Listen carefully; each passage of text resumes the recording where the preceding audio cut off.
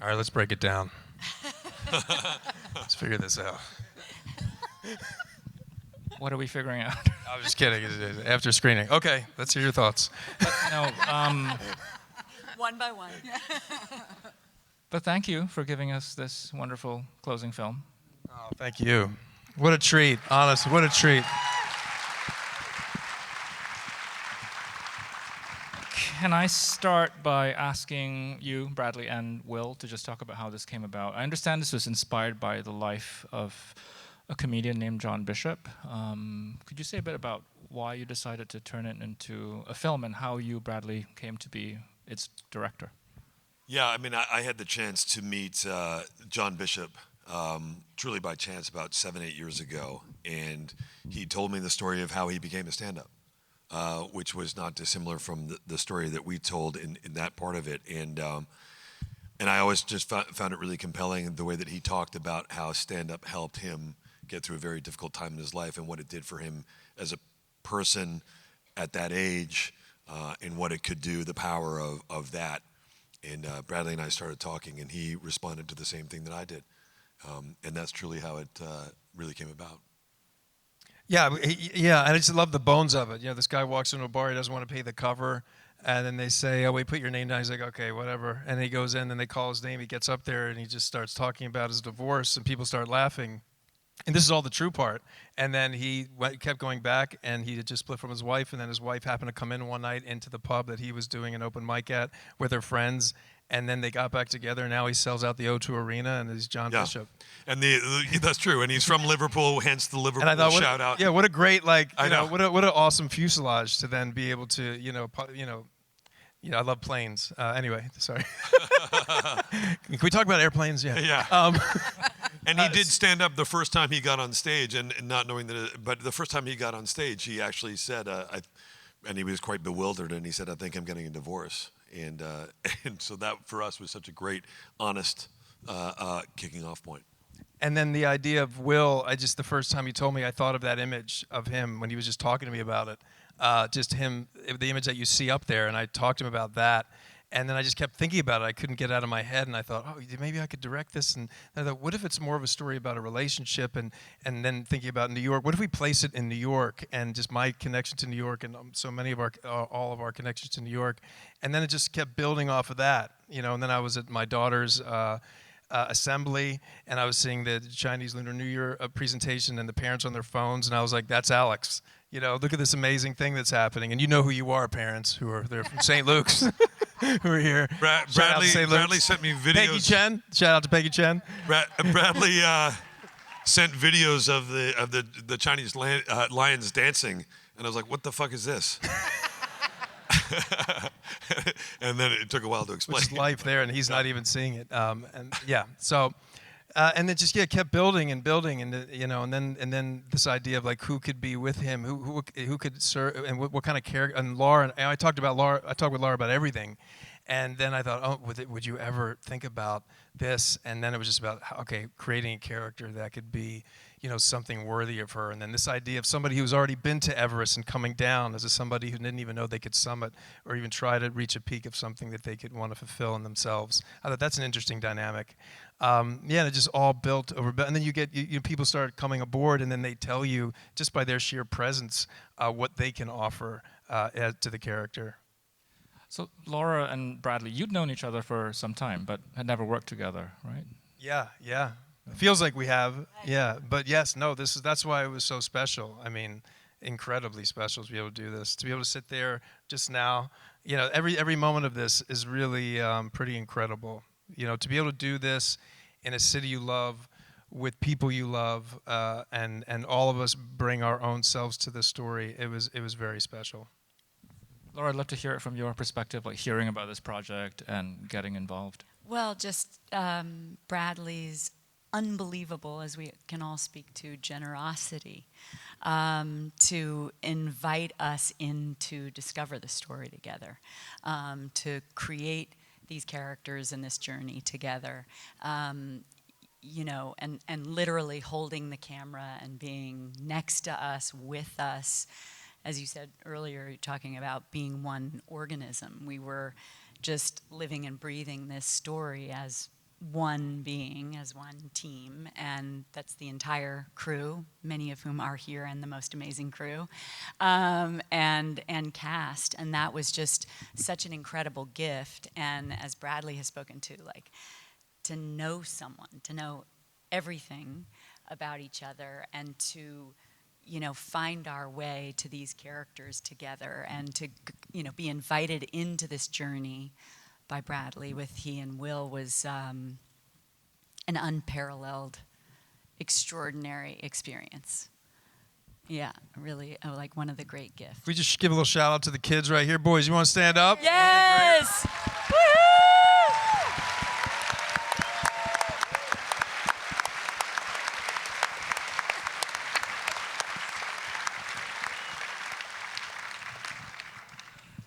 Since we have Christine and Andra here, can you say a bit about casting them and putting together what really is a wonderful ensemble of actors? I mean, I want to acknowledge some of the others who are not here, like Karen Hines and Sean Hayes and everybody else in the film, too. Yeah, I mean, a coup, a total coup. I thought I had to ask Andra, even though I was for sure that you were going to say no, but I did think that, you know. I mean, Billie Holiday blew my mind. Blew my mind. But I thought, oh, there might be something here, you know, and then, you know, she's incredible. And she came, and it was just like, it was effortless. It was effortless. We didn't know each other at all. And right away, it was just effortless. And then Christine Ebersole, I mean, come on. Come on. I mean, come on. It's like, and, you know, we shot this movie fast, 33 days. And Pete Thorell, I'm going to give it up to you again. You still here? Pete Thorell, first AD, made it all happen. And everybody who knows how movies are made, that's a key element. And just, you know, what they were able to do in a limited amount of time, you know, and a lot of it is just in one shot, you know, all over the place. And that, you know, their timing, their rhythm, you know, it's all rhythm. And everybody just got into the same rhythm. And so for me, it just allowed us that much more latitude to explore. Ditto. Yes.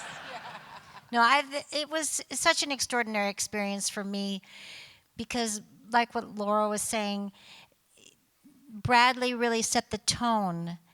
And because of his generosity of spirit and because of his passion and because of his vision, he made us all feel a part of this process, that we were free and safe to bring to the table the possibilities and things that we didn't even imagine that were there inside of us and in telling the story. So it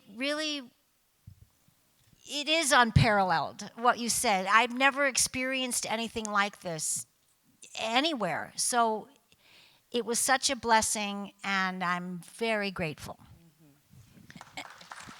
And may I just add, also, it's the first time I've seen this kind of implicit trust in you.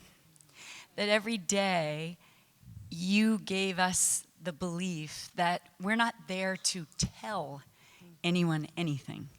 You reminded us that it is just being in the truth of a thing, you know, that one day we wake up and don't know how we got here and how to find our way back. And it's not about identifying for the audience the steps so that everybody understands what we're trying to explain to them. And you think as an actor, you're going to be so lucky one day to work with a master who says, we're just going to be here living in it. And then, you know, you discover that, yes, in fact, you will get that lucky, because that is it's a very beautiful thing to see that kind of faith in the storytelling process with you and for you. It was really incredible to watch. Bradley, can you say a bit about that decision, what Laura was just talking about? I mean, it's interesting that you don't, you know, there's no need, it seems, on the part of the film to provide backstory, explanation. You're just there, as Laura said, with the characters in this moment.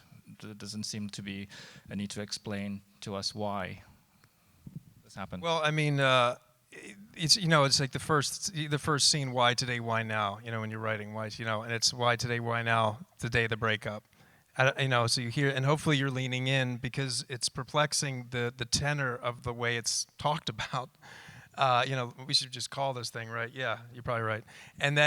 And hopefully you're leaning in. And to me, the films I love, it's all behavior. And if everybody's grounded and everybody understands where we're headed, and then everybody's going to be behaving in a way, including the camera and everything else, the production design, the wardrobe, everything, it's all headed towards the same goal with the same focus and the same point of view, then the hope is that that is going to be engaging. And it's just rhythm too, it's all the rhythm of it. But that's the kind of storytelling I like. And then, because I also want to believe it, I love movies. I always go in there and I'm like, just put the heroin in me, It's like, not really, guys. I've never done. We got a great headline. Mike is still on. Fucking New York Film Festival this year. Well, guess what? Social media doesn't like shit like that. Don't worry. So I never want to be taken out, and every time I'm sort of taken out, I have to like sort of come back in. So to me, it's always essential that everybody's, actually not acting in a way, but, and so that's about creating a comfort and a safety and casting, and casting people that are able to do that, and then the crew. And then you just hope that it's, as either Joel or Ethan Coen says, you get 3 chances to get it right. When you wrote it, when you're shooting it, when you're editing it, and. Can we talk a bit more about the camera? I'm not sure if everybody fully understands. So you were the camera operator on along with Scott Sakamoto, Okay. Who's the greatest in the world, and Matty Libatique operates some, as well as you moonlighting as a stand-up comic. I don't know if you noticed that, but that was Matty Libatique as the stand-up comic, the director. Matty told the joke about please stop keying my Tesla. That's our cinematographer. That's the DP. Yeah, that's the DP on the film. He always has such a great voice. We did Maestro and Stars Born, and I was like, and I waited to ask him, and then I was like, you got to be one of the stand-ups. I was like, it's going to be the point of view of the city, and then we're going to be like that over you with the lights. And then he said yes. It was great. But the choice to operate really just came out of like most of this. It just sort of organically came out. We were testing lenses, and I live in New York, and Will was around, so I just rented a camera, and I went down to Chinatown. We also went into in Minetta Lane and McDougal Street. And Liz, are you here? Yeah? No? Liz, the manager, who's in the movie, who's incredible, of the Olive Tree and the Cellar, and the Fat Black Pussycat, and also the Village Underground, who was our consultant, because everybody there basically works there that's in the movie. None of them are actors, maybe now. And so that was just that provided all of that for us. I'm curious to hear the actress talk a bit about what it was like to be shot this way. I mean, this like really intimate, really up close camera work. Yeah, it was very. Laura touched on it before. A lot of it was very much, shot with a Bradley this far away from you, and by necessity, we use one lens. Yeah, and right, exactly. Just shooting everything on one lens and talking the entire time. So that there was an element of you take away one of the barriers, which is the director being so far away, and having that accessibility of having Bradley right there really lent to this very immediate feel in the scenes. And we were asked a question earlier about the idea of like, how is that having the camera so close? Well, in reality, because it's a conversation with the cameraman at all times, and he's seeing it in real time right there, it really made it much easier, and made it much easier to get into this place that felt very organic and real. And then the relationship between us and where we went, and he would direct, again, not from a monitor, but looking through the camera and talking to you very close and saying, go over there, go grab the thing, and it does make it very, very immediate. By the way, I do want to. There's one other person that I want to say something to, who's here, who's our co-writer and co-conspirator, and my beloved Mark Chaplin. Mark's right there. Mark, would you please stand up? Who wrote the film with us? The great Mark Chappell. If you get a chance, just grab him and talk to him. He's the loveliest guy. He'd be willing to talk to you about anything. But anyway, sorry, I digress. Right? Yeah. It basically, and that was all born from trying for you to experience the way I experienced New York City, and so it was always the 40 millimeter lens and that 1:6:1 aspect ratio, vertical, and just that you never felt safe. You never felt like you were safe observing, but you were actually in it. That's where that all sort of came from, which was initially from that first still in my mind of him doing stand-up. You know, never cutting to the audience, you just sort of hearing it, but you're with him. Laura, and we were talking earlier, another film in which you are shot that way, up close, you know, working with a filmmaker you trust fully is, of course, Inland Empire and David Lynch. Somebody who's, I brought this up because we had dedicated our program guide to David this year, and so he's been on our mind, as have you, so. Let's see if I can say this without getting too emotional. You know, for all of us who love film, if you love film, you love David Lynch. And Dennis, who has dedicated so much incredible work in his life to David's work, and an extraordinary archivist of his work. But, you know, when we lost him, I thought, how am I ever going to feel that again? You know, your director holding a camera right next to you who knows you as your family. And so we didn't know when Bradley had asked me to come join he and Will that we would be doing this as something almost immediately after that. And so the gratitude that I feel to have you be my family and push me into, you know, uncharted territory in a way that I had only known with him was very healing and very, very lucky, and an incredible blessing to be with everybody. And to know that, like, we carry, you know, we don't just carry each other when cinema means this much to all of us. We get to carry the language of cinema and how it's touched us since we were children falling in love with movies. We get to carry that into our work, into our relationships, and learn and grow from it. And it's just the most incredible gift to love movies, isn't it? And then to actually get to make them and make them with the people you love. Guys, extraordinary. Extraordinary. Thank you for that.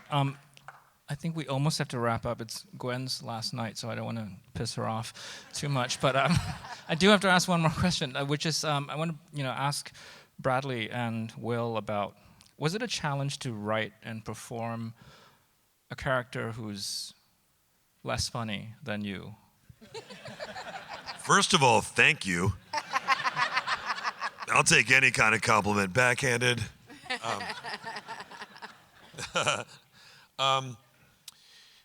It was. We discussed it a lot. It was a narrow target, and we've talked about this ad nauseum. But Bradley and I went out, and I was lucky enough to go to the cellar. We went every night for weeks and weeks when we were in prep, and really tried to find the various stages of Alex's development through the film, and. So it was, there is that urge as a performer to go on stage and think, I have a job to do, which is this, and to try to work on this material for Alex, for the film. But, God, it will really suck if I don't get any laughs tonight. And that was a really tough urge to resist. But I think that it was something that we were really, we talked about it a lot. Bradley and I talked about it a lot with Mark, which was the idea that Alex is not the Michael Jordan of comedy. We didn't want to. It wasn't about him becoming a better stand-up. It was about this relationship, and the stand-up was an outlet. So that made it easier to stomach, I guess, a little bit from the comedy standpoint. But it was a very. It ended up being quite a narrow target for us. I don't know if you'd agree with that. Yeah, I mean, it was just, for me personally, I've known him forever, and he's always been the funniest guy in the room, and then to see him inhabit this character so truthfully, and for me personally to know how opposite it is to him in so many ways, yet it's 100% him. That's always the goal. Can I put all of myself into this imaginary circumstance? For me, that was so thrilling to see. and to watch him go through that process. And you know, all the laughs or whatever you hear, that's all just was in the room. We tried to fill each time with people, didn't know what was going to happen. We didn't do many takes.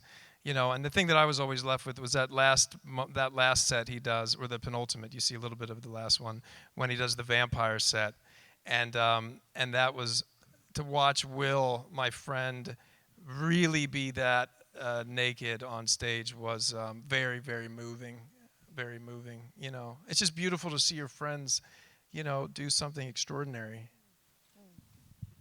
Thank you so much to all of you for this film. Thank you. Thank you.